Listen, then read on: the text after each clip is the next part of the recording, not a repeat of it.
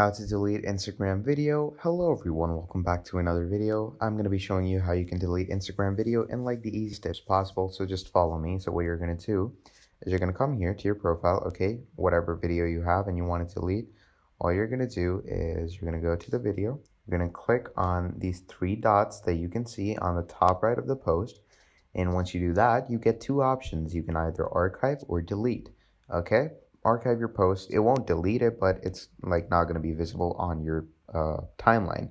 And then there's the delete option right down here, and then you're just going to click on delete, and it says deleting, okay?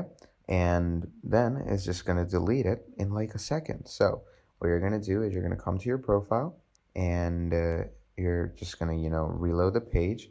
And once the page is reloaded, as you can see, that post has been deleted. So yeah, again, if you were to go over it, just go on your post, top three buttons, and yeah, just click on delete. And that is how you're going to delete your posts. So thank you for watching, and I'll see you all next time. Goodbye.